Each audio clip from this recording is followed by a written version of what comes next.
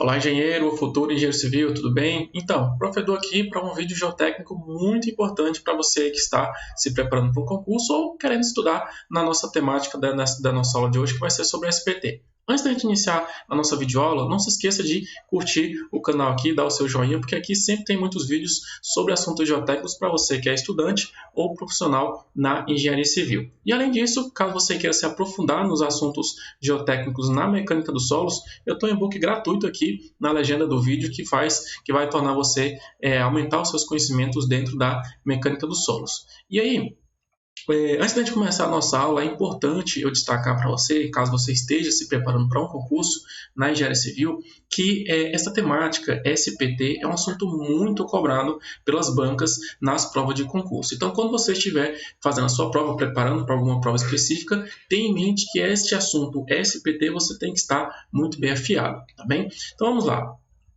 Nessa videoaula a gente vai responder 3 questões sobre esse assunto que são questões muito cobradas, tá? Então vamos lá. Primeiro, essa questão foi uma prova de 2018 para engenheiro civil em São Paulo, que foi a banca da FCC, e ela diz o seguinte, vamos lá.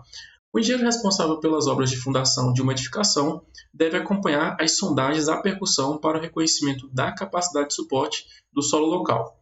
No segundo método de profundidade, observou que a cravação do amostrador padrão ocorreu de maneira contínua e sem aplicação de qualquer movimento de rotação nas hastes, tendo obtido o seguinte resultado: 13/15, 20/16 e 24/15.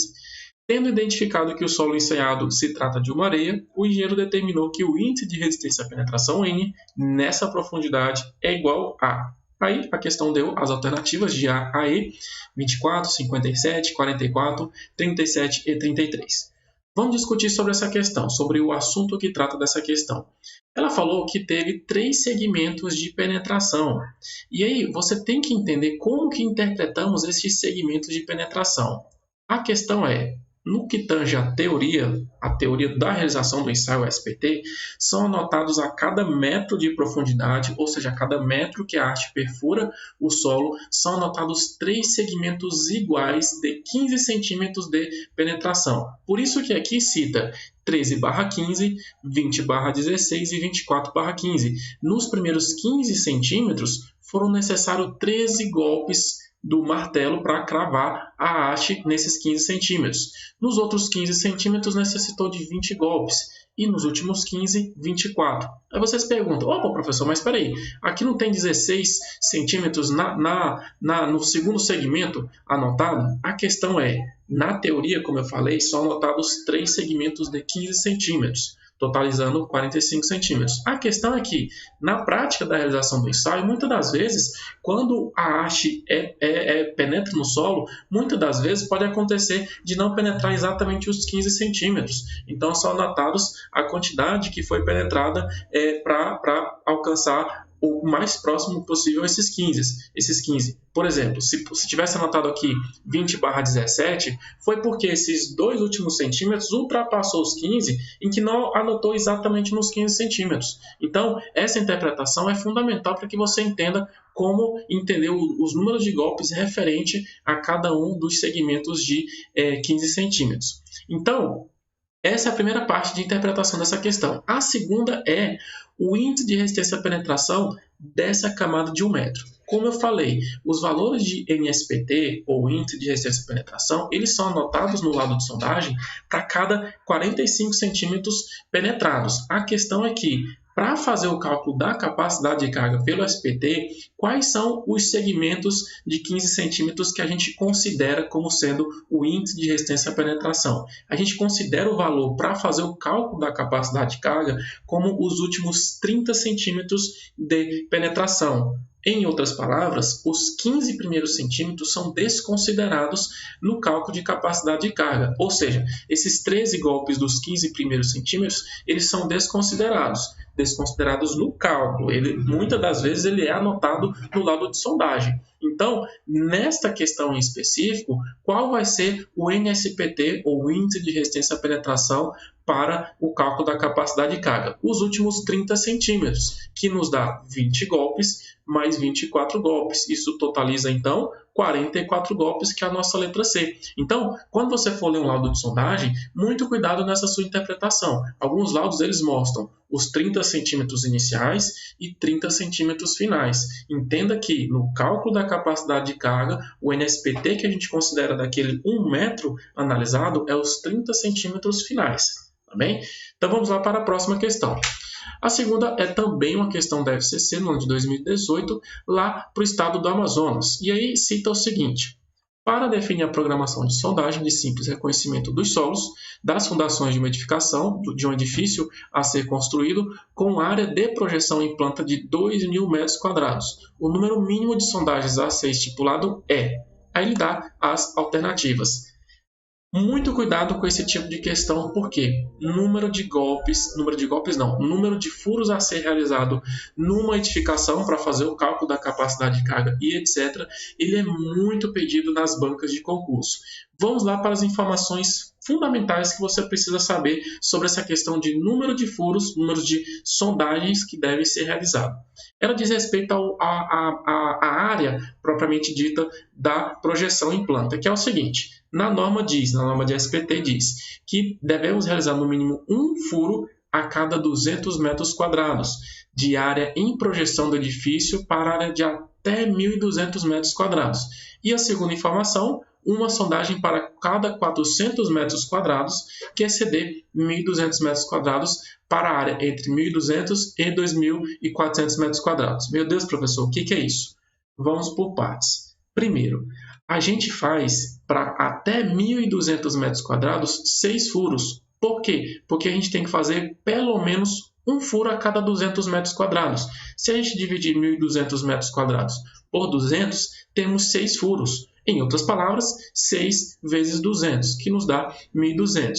Isto é até 1.200 metros quadrados. O problema é que na questão disse que foi 2.000 metros quadrados de área de projeção. Então, dessa forma, a gente utiliza o segundo critério, de uma sondagem a cada 400 metros quadrados que exceder, que ultrapassar os 1.200 metros quadrados. O que isso quer dizer? Alcançamos os 1.200 metros quadrados nessa questão? Alcançamos. Devemos analisar agora quantos metros quadrados foi excedido dos 1.200. Quantos metros quadrados foi excedido? 2.000 menos 1.200 nos dá 800 metros quadrados que foi excedido. Como na norma cita que temos que ter uma sondagem a cada 400 metros quadrados, necessitamos de mais 2 sondagens porque temos 800 metros quadrados. Dessa forma, nós temos 6 furos mais 2 furos, ou seja, de 1.200 a 2.400 metros quadrados, um furo a mais a cada 400 metros quadrados. Dessa forma, nós temos a nossa alternativa como 8 furos, tá ok? Muito cuidado com esse tipo de questão, que ele é muito cobrado, tá bem? Vamos agora para a nossa terceira questão. A terceira é uma prova que foi de 2015, lá para Roraima, que cita, para o Instituto Federal de lá, que cita o SPT, Standard Penetration Test, aqui era para ser sem o E, porque é em inglês, segundo o Schneider 2000, é a mais popular, rotineira e econômica ferramenta de investigação do subsolo em praticamente todo o mundo. Consiste o ensaio na cravação de um amostrador padrão, conhecido como sonda de Raymond-Terzagh. E aí cita as alternativas, que é o quê? Todas essas alternativas elas se referem às características da realização do ensaio, que são quais? Através de golpes de um martelo de 45 golpes, olha aqui, em todas as alternativas, o peso do martelo é modificado, ou seja, uma das informações que você tem que analisar é o peso do martelo. Segundo, caindo de uma altura de 1 metro. Observe que outro dado que altera é a altura de queda. Aqui tem 1 metro, 65 centímetros, 1 metro de novo, 75 centímetros e 65 centímetros. Segunda informação que temos que analisar. Eu não estou lendo letra por letra, pessoal, porque é assim que a gente tem que fazer uma questão de concurso. Interpretar quais são os dados que a gente tem que comparar em cada alternativa. Terceira fase. Anota-se o número de golpes para cravar 300 milímetros. 450 milímetros, 450 milímetros. Então, aqui já cita outra informação, o número de golpes para penetrar algum segmento. E, por último, dividido em 2 conjuntos de 150 milímetros, 3 conjuntos de 100 milímetros, 3 conjuntos de 150 milímetros, e dessa forma, é a quarta informação que a gente tem que analisar. Então, repetindo, primeiro, o peso do martelo, que a gente tem que analisar. Segundo, a altura de queda desse martelo. Terceiro, o número de golpes para cravar uma determinada profundidade. E, por último, quantos conjuntos ou quantos segmentos de penetração. Conforme a questão anterior que a gente já analisou, uma dessas partes a gente já sabe, que são o quê? 3 segmentos de 150 milímetros ou 15 centímetros. Então, a parte final a gente já interpretou. Falta agora saber o peso do martelo, a altura e a quantidade total de penetração. A penetração total a gente já sabe também, que é 450 milímetros ou 45 centímetros. Nos resta o peso e a queda, a altura de queda. O peso do martelo é 65 quilogramas. E segundo, a altura de queda, 75 centímetros. As duas últimas informações você já sabe conforme a questão anterior, que é o quê? A cravação anotada que são 45 centímetros no total e 3 segmentos de quanto? 15 centímetros. Então, fazendo a interpolação, a união de todas essas 4 informações, nós temos a letra D. Vamos ler ela. Por meio de golpes de um martelo de 65 kg, ok, caindo de uma altura de 750 milímetros ou 75 centímetros, ok, anota-se o número de golpes necessário para cravar 45 centímetros ou 450 milímetros, igual a questão do amostrador, ok, dividido em quantos segmentos ou quantos conjuntos? 3 conjuntos de 150 milímetros ou 15 centímetros. Então, essa alternativa ela está 100% correta e é a nossa alternativa correta para essa questão. Então, assim, pessoal, a gente finaliza essa nossa videoaula sobre resolução de questões de concurso sobre SPT, tá? Não se esqueça de dar o joinha, curtir o canal aqui e seguir o nosso canal, que ajuda muito ao crescimento do canal. E mais uma informação, caso você queira acompanhar outras videoaulas, outros materiais que eu posto aqui na internet, siga também o meu Instagram que eu coloquei aqui na legenda, @profedu.geotech, tá ok? Então é isso, até a próxima aula aí, grande abraço!